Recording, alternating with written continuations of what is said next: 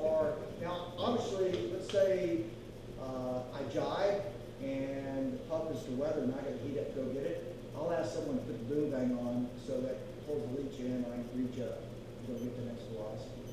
So why are you twisting it off so much downwind? It's about that apparent wind thing, you know it? Is you get the boat going at about 4 or 5 knots, you know it, and you've got airflow going across and you're trying to sail as deep as possible. If I were to stop the boat, just suddenly stop the boat, say I ran aground, the wind would clock behind me probably 8 to 10 degrees. That's how much apparent wind I'm moving forward. And so by moving forward, I'm bringing all the sails and I'm twisting them open and trying to get the leaches, and get the spinnaker to go and rotate. I'm trying to get the main to over-rotate. I want everybody to be as much projected area as possible. So do you have the main all the way out downwind? Pretty close, pretty close. It may be about this far from the shrouds. You know what? But mostly get that bad boy out there. But it's not touching the shrouds. No, it's not. Do you have a pretty soft bank even in the higher winds? Good question. That's a good question. Cunningham on the main is kind of worthless. You may notice it's just usually a 1-to-1 and no purchase on it or that kind of stuff. It's because as the breeze picks up, last thing you want to do is close off the slot between the main and the jib by pulling the draft forward into that area. Okay? So the Cunningham's kind of worthless. Okay, so now let's talk about the boom bang. The boom bang, when it's going 10, it's snug. Okay, when it's 15, it's snug.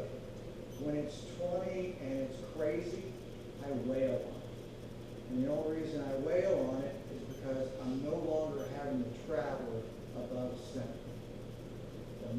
You're talking going upwind. Upwind, yeah. The moment, upwind sailing, upwind sailing with the boom bang is the moment I drop the traveler, the boom bang needs to come on.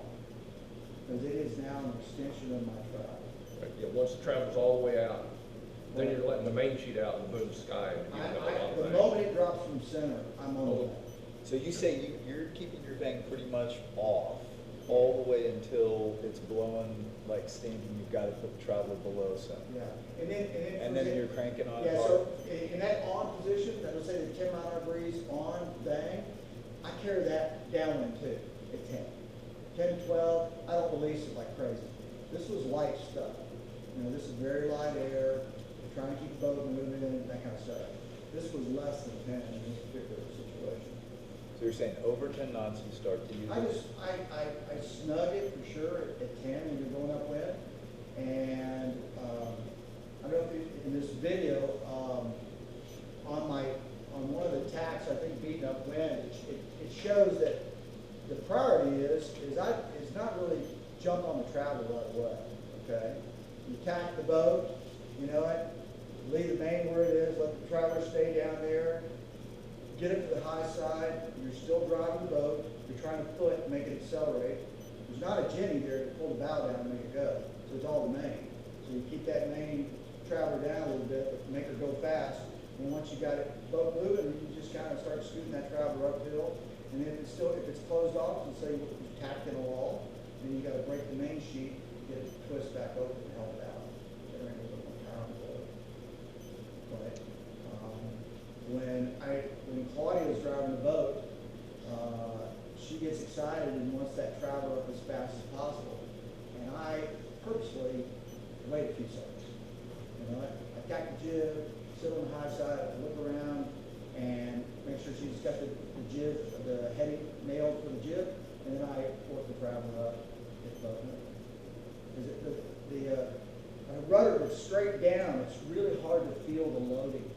You know, when it loads up, like when you either got too much main sheet on, that kind of stuff. That's why everything you see with these sailors are always saying in the J80, twist is very important. You got to keep that twist and keep that open, right? And now, obviously, it's all about perception. Like, how much twist is twist, you know, that kind of thing. Well, when you saw how flat that jib is, well, the main sheet was on pretty hard once we got the boat moving. You know what? Once you got the boat moving, then the apparent wind moves forward, and then you don't have to carry so much twist.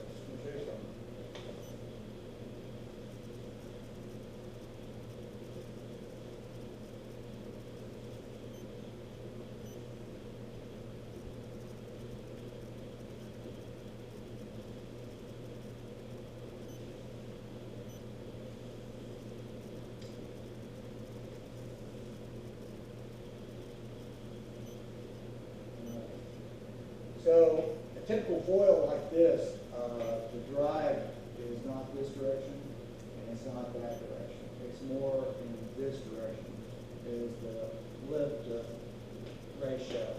So the more that you can open this sail up right here, the more in line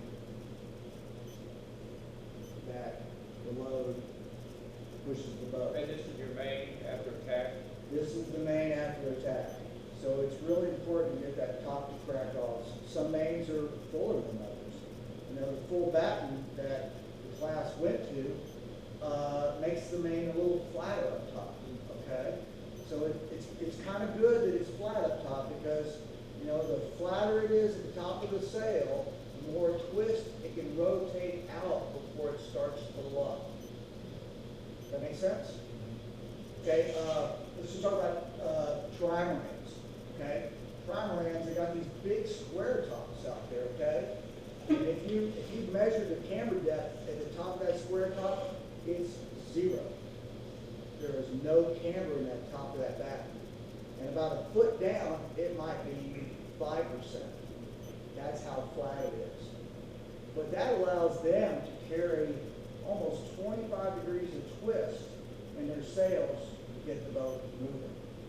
Because they have little bitty jibs too. You know what? They don't have big overlapping head sails. They got screechers for reaching and that kind of stuff. But for the rough wind stuff, that main can twist everything. John, what do you do with the jib for the trimmers in that condition right there when you're accelerating the boat? I know the main does most of it. Well, you know, it would be nice if my crew didn't over-trim the jib out of attack. But guess what? That doesn't happen sometimes because we don't cross sheet very much. I only cross sheet when it blows like 20, right? 15 to 20. And then, so which means usually we put a wrap, we trim it in, and we cleat it so it's about maybe spreader tip. And then I travel up, and then I look at everybody's settled, and I'll go back down there and I'll crank it in 2 more inches. So I try to keep that jib out just a little bit, you know. But the problem is that doing it in that order actually loads the main up a little bit. For sometimes if you just consider going 10 to 15, you trim the jib in tight. You know, let's say my wife releases the main sheet, it brings the bow down. That's kind of what you want to do anyway. So that's why it's kind of good to get the jib in where you want it and leave the traveler down, let the boat accelerate, and then bring the traveler back up once you're up to speed a little bit, get your height back in. And at that point, the trimmer on the jib is bringing it into the 2-inch mark. About 8 seconds after you attack. Yeah, yeah, exactly.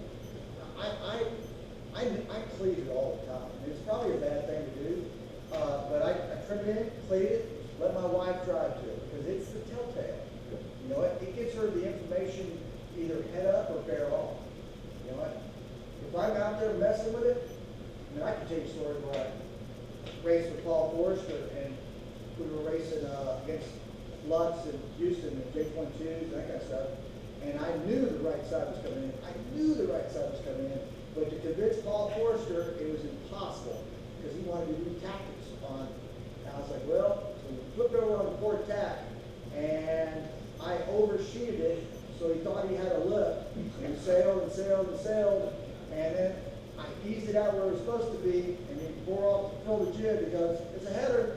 We tack over. Boom. Okay? So that jib is the information that the skipper drives to.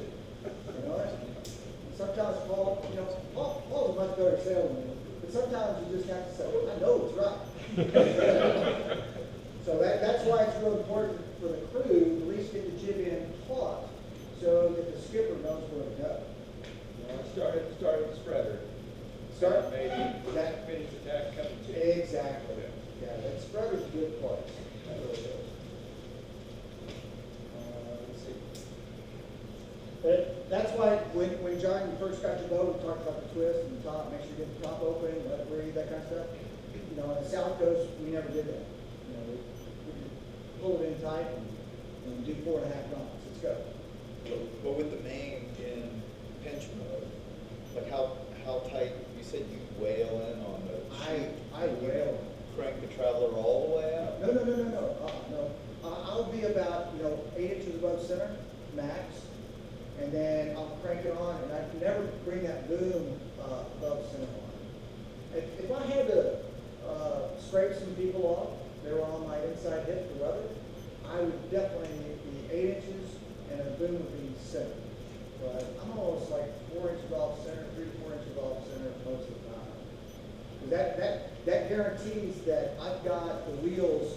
If I need to do 5, 6, we could bear off and make it happen by just easing that main sheet a little bit, situate the twist at the top of the sail, and the boat will flop.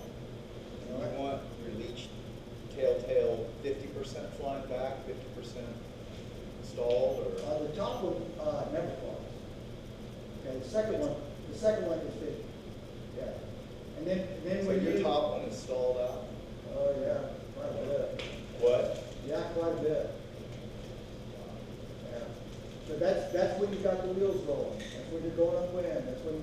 That's when you've got that jib trimmed in, flat as a board, that kind of stuff. You know what? But on that same note, the boat's got a really nice big keel, okay?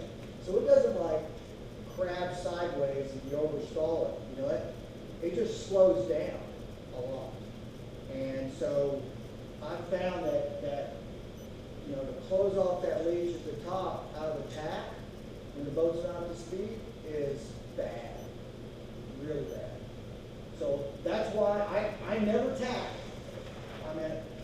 Seriously, I never tack when there's a lull. I can't do it. I can't force myself to do it. Because if it's a lull, me, Claudia, I think not this last series race, but the race before, the fleet was working this right side because the wind was kind of a southwest kind of shifts, and we found ourselves in the middle, and a right came in, and we tacked over, and it was light. It was light to the point if we were to tack, we would be ducking the whole fleet. So I said, we're not going to tack, we're just going to keep on sailing off to this left side. And it was light. And then finally, when we got just enough of a ripple on the water, we took that tack and went back across. You know, but we let the boat get up to speed first before we made that tackle maneuver to tack. All right. So here's a question, a trick question. Okay, I'm out there sailing. It's going about 6 knots, 7 knots. Okay. I look at my compass heading and do a 240. Okay, and a puff comes through and it's blowing about 10. I look at my compass heading. It's 240. Is that a header or a lift? Header. Almost like 8 degrees. So that's where you ought to make your decision on. Okay, let's tack. That kind of stuff. I'm in a puff. I can afford to lose a boat under it too. Because I know that I'll come out accelerating out of it.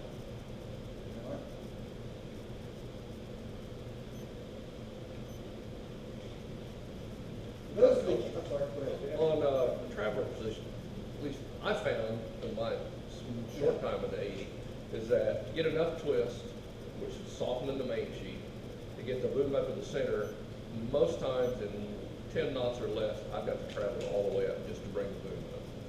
But it sounds like, they're not understanding twist, or if you're on never more than about 4 inches above the center with the traveler. Yeah, so I do like 8 inches, But it's not a very wide traveler to start with. It's only about 3 Yeah, 4 so feet wide. about this much.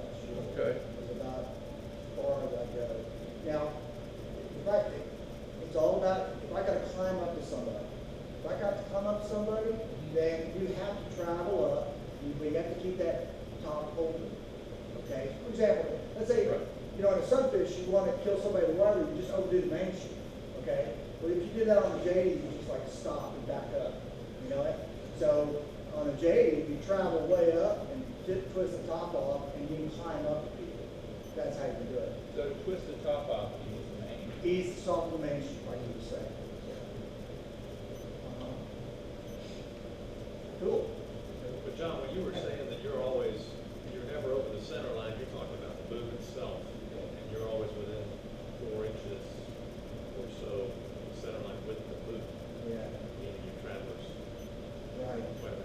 So, you know, the emphasis is, if I've got to accelerate and get the boat moving quick, I'll pull the travel up too far.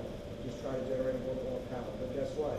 When you're trucking along at 4 knots or 5 knots, that kind of stuff, you know, middle to down about 4 inches is about right.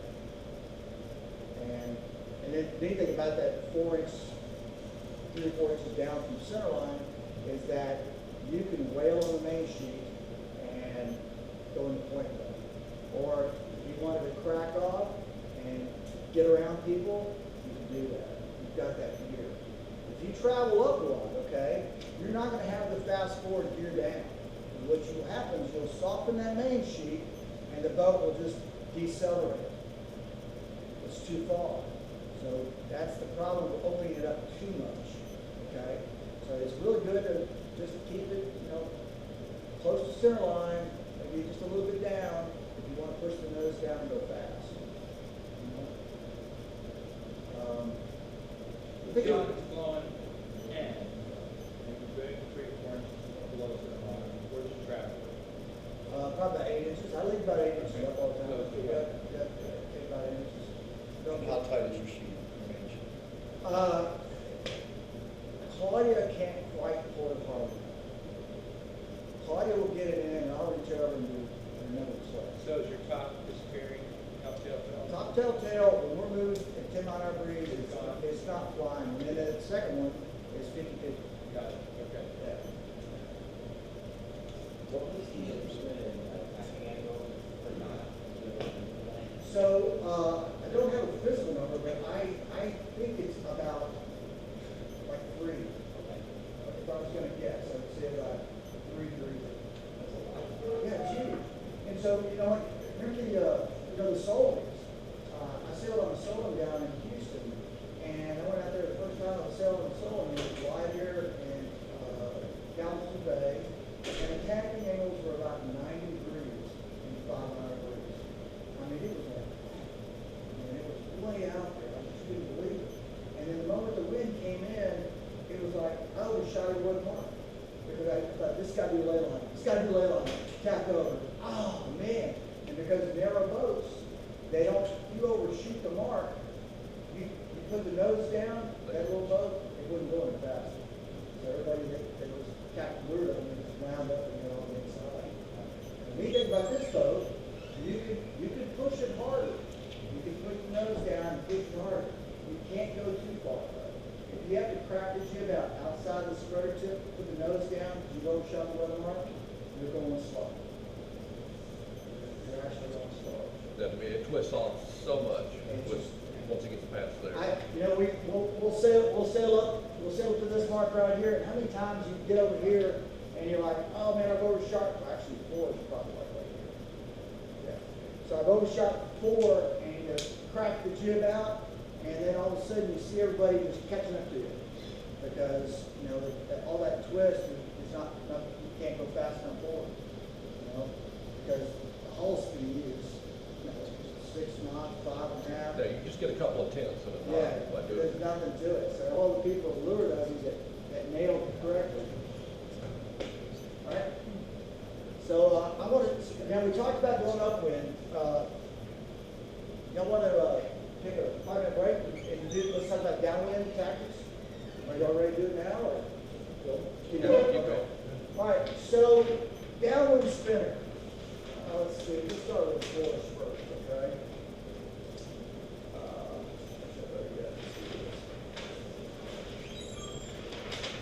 Hey, can I ask one question before you go there? On the foot mode, upwind.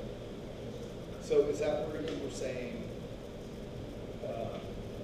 you go out to the spreader, and what are you doing with the main? Crack the top just a little bit, ease the main sheet, soften it a little bit. And how do you tell how far? Well, let's see, how Do you go by both? how would you determine? Well, the top tail on the back of the claw. That's probably, And if you're over 10 knots, you're at boat speed. I mean, what's your target boat speed upwind?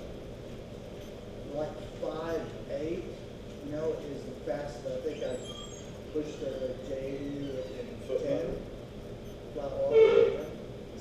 foot mode Yeah, it's in foot or in mode. pinch mode?